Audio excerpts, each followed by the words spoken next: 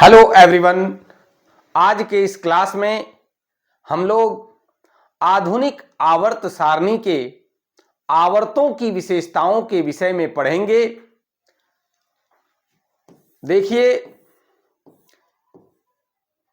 यह है आधुनिक आवर्त सारणी, जिसके विषय में हम लोगों ने पिछले क्लास में भी देखा था कि इस आवर्त सारणी में कुल 18 वर्ग होते हैं और 7 आवर्त होते हैं, है ना।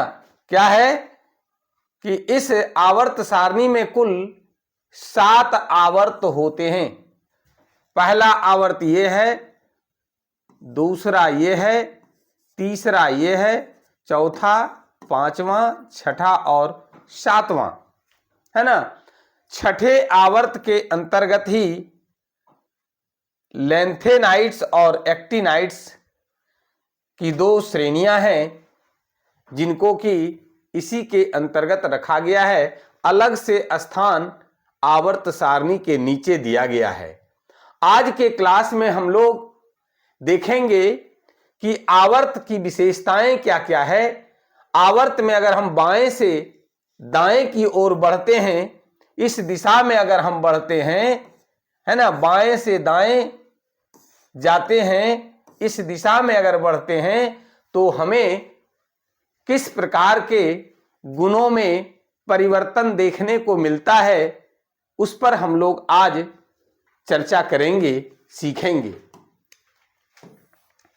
इसलिए आज का जो प्रश्न है बहुत ही इंपॉर्टेंट है, और वो है कि आधुनिक आवर्त सारणी के आवर्तों की विशेषताओं को लिखें। ये आज का प्रश्न है। अब देखिए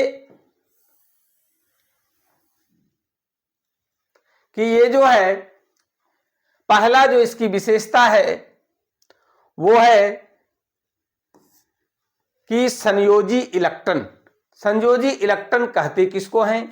तो किसी तत्व के परमाणु के बाह्यतम कक्षा में उपस्थित इलेक्ट्रॉनों को संयोजी इलेक्ट्रॉन कहते हैं, वैलेंस इलेक्ट्रॉन कहते हैं। तो किसी आवर्त में बाएं से दाएं जाने पर संयोजी इलेक्ट्रॉन की संख्या क्रमशः 1 से 8 तक बढ़ती है। क्या होता है? 1 से 8 तक बढ़ती है। हम लोग देखते हैं आवर्त 3 के जो तत्व हैं, sodium, magnesium, aluminium, silicon, phosphorus, sulphur, chlorine और आर्गन। अब इसका सबसे पहले हम लोग देखेंगे कि इलेक्ट्रॉनिक विन्यास क्या क्या होता है। तो सोडियम में का जो परमाणु संख्या होता है वो 11 होता है, और इसमें नंबर ऑफ इलेक्ट्रॉन भी कितना होगा? 11 ही होगा। तो इसका इलेक्ट्रॉनिक विन्यास 281 होता है। तो 281 अगर हुआ तो बाह्यतम कक्षा में कितना इलेक्ट्रॉन हुआ? 1 इलेक्ट्रॉन हुआ। तो यही हमारा क्या हो गया? सोडियम का संयोजी इलेक्ट्रॉन हो गया। क्योंकि बाह्यतम कक्षा में कितना इलेक्ट्रॉन है? 1 इलेक्ट्रॉन है ना। अब उसी तरह से मैग्नीशियम का जो इलेक्ट्रॉनिक विन्यास होता है 282, चूंकि 12 इलेक्ट्रॉन इसमें होता है, तो देखिए इसका संयोजी इलेक्ट्रॉन 2। एल्युमिनियम में उसी प्रकार से 3, सिलिकॉन में 4, फास्फोरस में 5, है ना, सल्फर में 6, और इसका इलेक्ट्रॉनिक विन्यास 286 होता है। क्लोरीन का 287 होता है, बाह्यतम कक्षा में 7 इलेक्ट्रॉन है। आर्गन का 288 होता है, बाह्यतम कक्षा में 8 इलेक्ट्रॉन होता है। तो हम लोगों ने अभी क्या देखा कि किसी आवर्त सारणी में बाएं से दाएं जाने पर संयोजी इलेक्ट्रॉन की संख्या जो होता है वो क्रमशः 1 से लेकर 8 तक बढ़ती है। देख लीजिए, है ना, 1 2 3 4 से लेकर के 8 तक बढ़ रही है। एक चीज इससे और देखने को हम लोगों को मिला कि आवर्त में कक्षा का जो संख्या है, सेल का जो नंबर है ना, संयोजी सेल या सेल कहिए सिर्फ, जैसे है 281, है ना। तो 281 में जैसे K कक्षा में 2 इलेक्ट्रॉन, L कक्षा में 8 इलेक्ट्रॉन और M कक्षा में एक इलेक्ट्रॉन, यानी number of cell, number of ये कक्षा की संख्या कितना है, 3 है ना। सब में देखिए 3 है, यहां भी देखिए 3 है, 2 8 2 2 8 3, सब में 3 3 है। और अंतिम में देखिए आर्गन में 2 पहला कक्षा, 8 दूसरा कक्षा और फिर 8 तीसरा कक्षा, यानी 3 कक्षा है, इसलिए इसको आवर्त 3 में रखा गया है ना। आवर्त 3 में रखा गया, कहने का मतलब कक्षा की संख्या आवर्त की संख्या के बराबर होता है, दोनों सेम होता है। तो हम लोगों ने पहला जो विशेषता आवर्त का देखा कि आवर्त में किसी ये आवर्त सारणी के आवर्त में बाएं से दाएं जाने पर संयोजी इलेक्ट्रॉन की संख्या जो है वो क्रमशः 1 से 8 तक बढ़ती है। अब इसी का दूसरा विशेषता देखेंगे।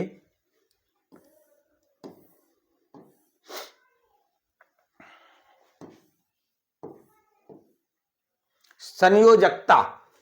संयोजकता कहते किसको हैं? संयोजकता कहते किसको हैं? तो किसी तत्व के परमाणु द्वारा द्वियक या अष्टक पूरा करने के लिए त्यक्त या ग्रहित इलेक्ट्रॉनों की संख्या क्या कहलाती है? उस परमाणु की संयोजकता कहलाती है, वैलेंसी कहलाती है। तो अभी हम लोग देख रहे थे sodium, magnesium, aluminium, silicon, phosphorus, sulphur, chlorine, सबका क्या देख रहे थे? इलेक्ट्रॉनिक विन्यास और संयोजी इलेक्ट्रॉन, है ना। तो यहां पर क्या होता है कि द्वितीय और तृतीय, ऐसे लिखिएगा, द्वितीय और तृतीय आवर्त में बाएं से दाएं जाने पर हाइड्रोजन के सापेक्ष, हाइड्रोजन के रिलेटिव संयोजकता 1 से 4 तक बढ़ती है और पुनः 4 से क्रमशः घटकर 1 हो जाती है। अब देखिए सोडियम का संयोजकता कितना? 1, मैग्नीशियम का कितना? 2, एल्युमिनियम का कितना? 3, फिर सल्फर का 4, तो 1 से 4 तक तो ये बढ़ा और फिर देखिए क्या होता है, इधर घटते चला जाता है। फास्फोरस का फिर देखिए 3, फिर सल्फर का 2 और क्लोरीन का 1, है ना। संयोजकता निकालने के लिए तो आता ही होगा, नहीं तो हम थोड़ी सी फिर चर्चा कर देते हैं। जैसे है सोडियम, और सोडियम में नंबर ऑफ इलेक्ट्रॉन कितना है? 11, और इसका क्या होता है इलेक्ट्रॉनिक विन्यास? 2 8 1। अब देखिए कि बाह्यतम कक्षा में 1 इलेक्ट्रॉन है, संयोजी कक्षा में 1 इलेक्ट्रॉन है, यानी संयोजी इलेक्ट्रॉन 1 है। अब यह क्या करेगा कि 2 8 बाह्यतम कक्षा में 8 इलेक्ट्रॉन पूरा करने के लिए यह 1 इलेक्ट्रॉन का त्याग कर देगा, और जो त्यक्त इलेक्ट्रॉनों की संख्या है वही इसका वैलेंसी कहलाता है। इसी तरह से मैग्नीशियम का अगर देखेंगे तो मैग्नीशियम 12 इलेक्ट्रॉन होता है, 2 8 और 2, यह 8 इलेक्ट्रॉन ऑक्टेट पूरा करने के लिए 2 इलेक्ट्रॉन का त्याग करता है, इसलिए इसकी वैलेंसी 2 है। ठीक उसी प्रकार से अगर एल्युमिनियम की बात करेंगे तो इसमें 13 इलेक्ट्रॉन होता है, 2 8 3, ऑक्टेट पूरा करने के लिए यह 3 इलेक्ट्रॉन का त्याग करता है, इसलिए इसकी वैलेंसी 3 होती है। ठीक उसी प्रकार से सिलिकॉन का 4। अब फास्फोरस की अगर बात करेंगे, है ना, तो फास्फोरस में क्या होता है? 15 इलेक्ट्रॉन होता है, तो इसका जो इलेक्ट्रॉनिक विन्यास होगा वो 2 8 5, कितना होगा? 5।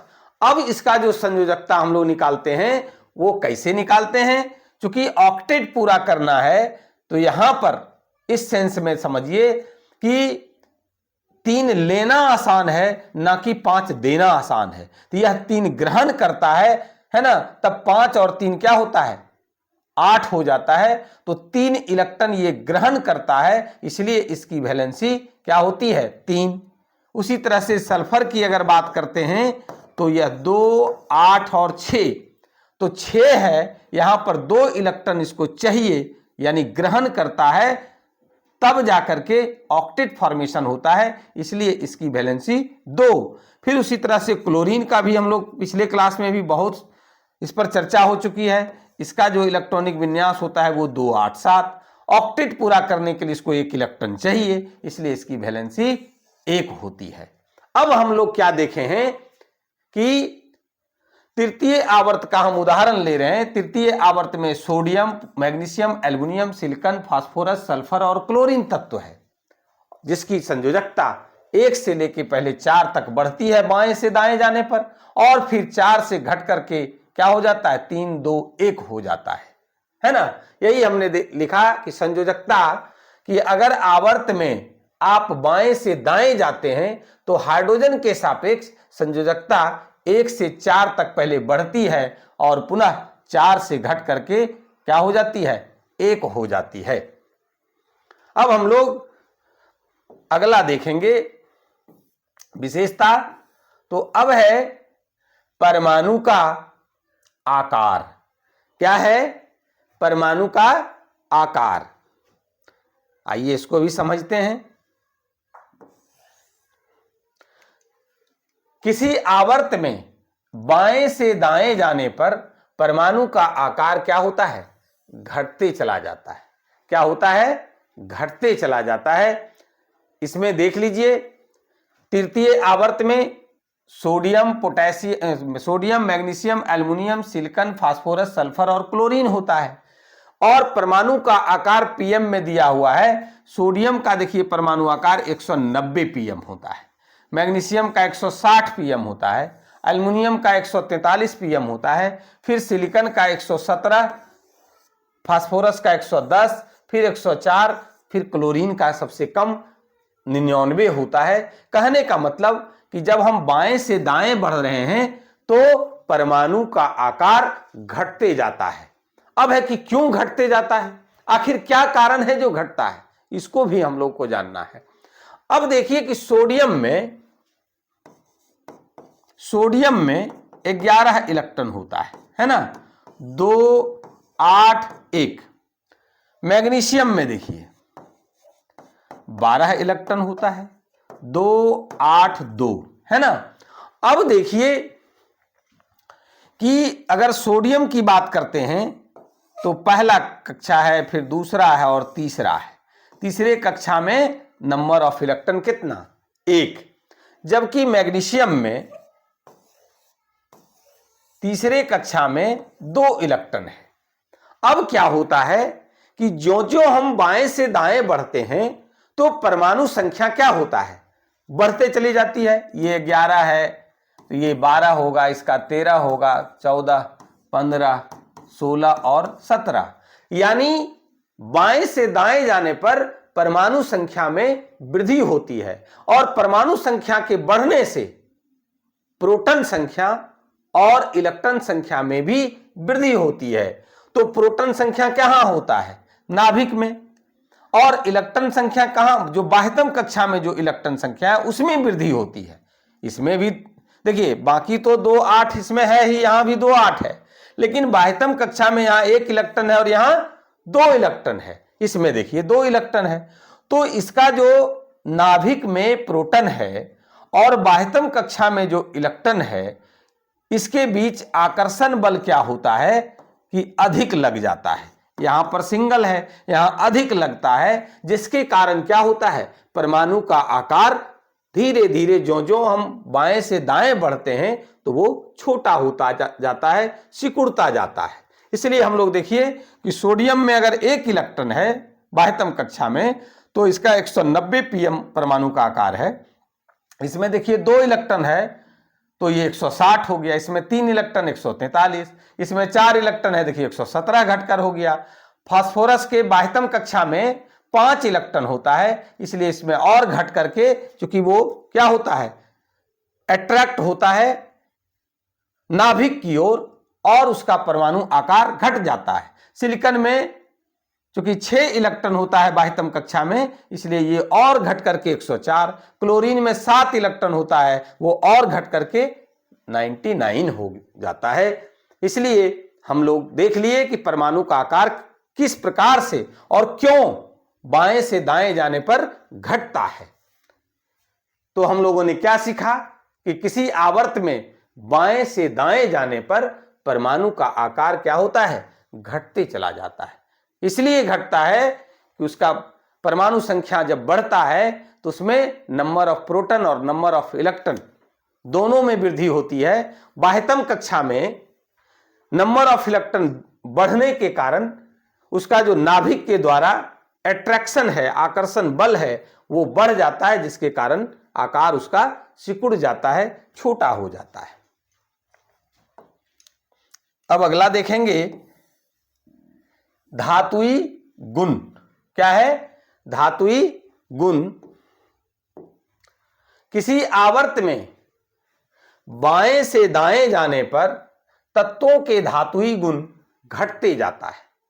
देख लीजिए, सोडियम है, ये मैग्नीशियम है, एल्युमिनियम है, ये तो धातु है। तो धातुई गुण जैसे ही बाएं से दाएं जा रहे हैं तो घटते जा रहा है। इसमें सोडियम का धातुई गुण अधिक है मैग्नीशियम के तुलना में, और मैग्नीशियम का एल्युमिनियम के तुलना में अधिक है। यानी आप बाएं से दाएं जाते हैं तो इधर घटता है और इधर बढ़ता है। सिलिकॉन आपका उपधातु है, मेटेलॉइड्स है, और इधर फिर देखिए क्या है, सब अधातु है।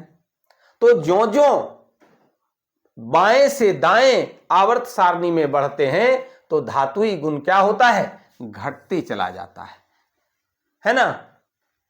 कारण है इसमें भी कि परमाणु संख्या की वृद्धि हो जाने से उसका आकार घटते जाता है, जिसके चलते धातुई गुण उसमें कम होते जाता है, घटते चला जाता है। अब है आयनन ऊर्जा। आयनन ऊर्जा के विषय में हम लोग पढ़े हैं कि किसी विलगित गैसीय परमाणु के बाह्यतम कक्षा में उपस्थित या कहिए सबसे कमजोर बंधन से जुड़े इलेक्ट्रॉन को निष्कासित करने में जो ऊर्जा की आवश्यकता होती है उसी ऊर्जा को आयनन ऊर्जा कहते हैं।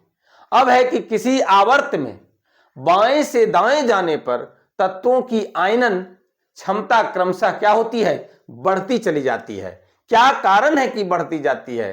तो इसका कारण है कि परमाणु के आकार का घटते चला जाना। अभी हम लोगों ने देखा कि जब बाएं से दाएं बढ़ते हैं तो परमाणु संख्या में वृद्धि होती है, और परमाणु संख्या में वृद्धि होने से बाह्यतम कक्षा में जो नंबर ऑफ इलेक्ट्रॉन है उसमें वृद्धि होती है, प्रोटॉन की संख्या में वृद्धि होती है, जिसके कारण नाभिक द्वारा क्या होता है, इलेक्ट्रॉन को अपनी ओर आकर्षित करता है, और आकर्षित करने से क्या होता है कि उसका आकार घटते चला जाता है। आकर्षण बल ज्यों-ज्यों परमाणु संख्या बढ़ता है त्यों-त्यों बढ़ते चला जाता है और परमाणु का आकार छोटा होता चला जाता है। तो परमाणु के आकार घटते जाता है, जिसके चलते तत्वों की आयनन क्षमता बढ़ती चली जाती है। फलतः तत्व का जो विद्युत धनात्मक गुण है वो कम होते जाता है और विद्युत ऋणात्मक गुण क्या होता है, बढ़ते जाता है। आगे है विद्युत ऋणात्मकता, इलेक्ट्रोनेगेटिविटी, है ना।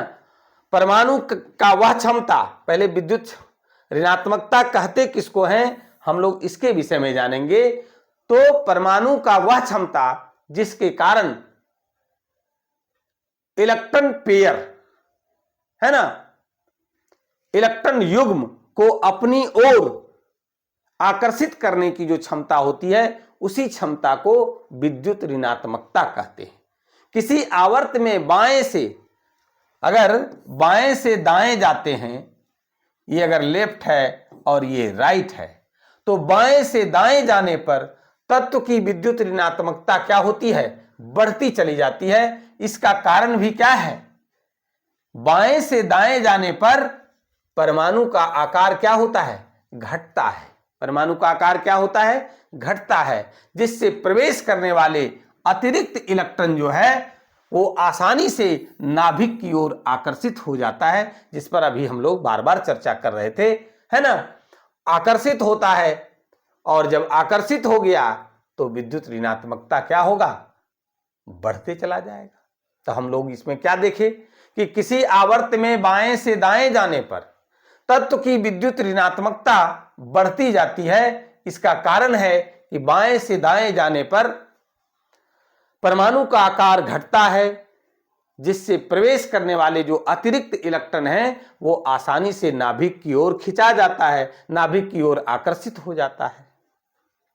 अब आइए कि हम लोग जो देखे थे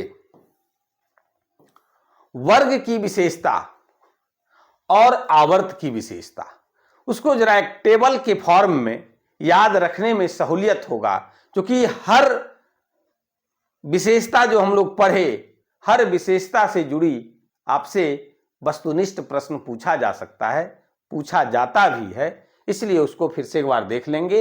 ये वर्ग की विशेषता है,